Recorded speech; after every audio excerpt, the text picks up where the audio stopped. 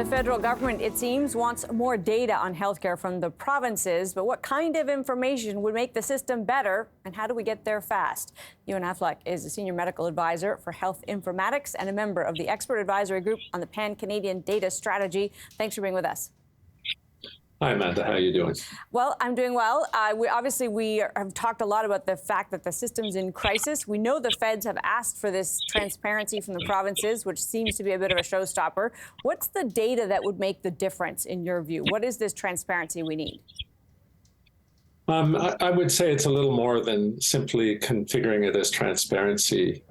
So when we talk about data, really, we're talking about health information, which is basically contextualized data. And it really comes in two forms. And that is information about each and every Canadian, each of us as individuals, about our health. That's personal health information. And then sort of pooled or aggregate data, which is about populations. And so healthcare is an information industry. Every decision we make, whether it be the government or whether it be population, public health researchers or doctors like me, I go on call in Yellowknife on Friday, and I'll be using information about the individuals I'm seeing to guide my care. And if we don't have that information, whether it be on a governmental level or on an individual level, the likelihood is we will be more inclined to make errors. And so that's the problem. One of the impediments, of course, are that we've got some old systems still working in paper in some cases, and systems that don't communicate. How big a hurdle is it to get to a place, this nirvana state, where all the data is available, it's all electronic, and it's all interchangeable? Yeah, it's a big proposition, but it's being done in many countries in the world. We're sort of lagging here in Canada. And, the problem is often stated, in terms of a technology issue, where it really is less of a technology issue, more a public policy and governance issue. There are a lack of coherent standards adopted across the country that oblige technologies to align. The technology is all there. It has been proven. That's not the problem. It's a matter of us cooperating around common standards to share the information. Are we potentially hitting this, although we're slow, but at a very opportune moment where we have things like artificial intelligence and new way data analytics that can actually not just gather the data, but do really good and interesting things with it to make the system better? Yeah, and that's important. I mean, there's been all this focus on artificial intelligence and machine learning and other forms of analytics, which is very valuable.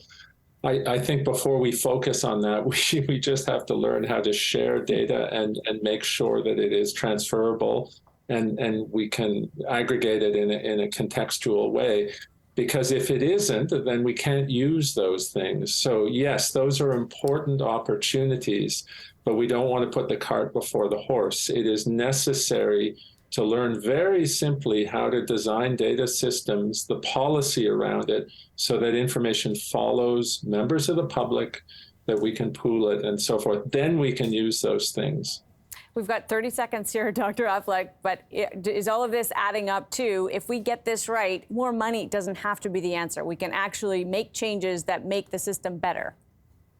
I would agree completely. And I don't, Canada Health InfoWaste suggests we'll save about $1.35 billion if we address some of the issues we've just been talking about. Cooperation, which is really what is needed, is not an expensive thing. It's a way of being. We don't have to pay for it. So that I don't think this need take a lot of investment to achieve. So good to have your time. Really appreciate it. Thank you, Amanda. Dr. Ewan Affleck is Senior Medical Advisor at Health Informatics and a member of the expert advisory group on the Pan-Canadian Data Strategy.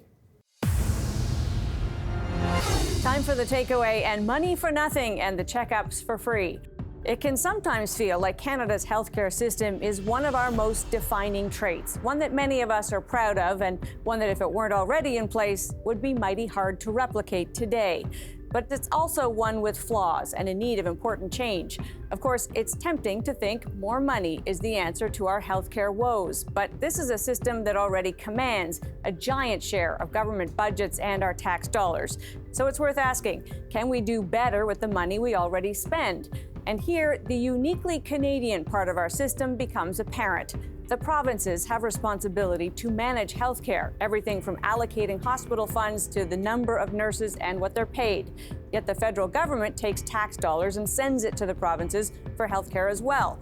Not as much as they used to as a share of the total. In fact, the premiers will complain that the federal health transfer has dropped from close to 50% of the total cost to something more like 22%, so they want more federal dough. The feds, meanwhile, want more accountability for the money they do send. Right now, provinces can take money earmarked for health and spend it any way they want, including lowering taxes for their citizens, something the federal government cries foul over. The feds want to know that anything they send for health gets spent on health. And while they're at it, they want something new: transparency around measures provinces are taking to fix shortages of doctors and nurses and improve things like wait times for treatment. Sounds straightforward, but when it comes to the politics of provincial-federal relations, it is more complex. The provinces see these demands as an overreach into provincial authority, and they want Ottawa to butt out. My takeaway?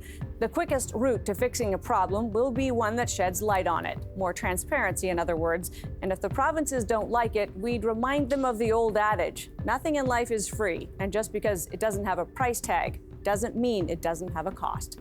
That's Taking Stock for this week. I'm Amanda Lang. Thanks for being with us.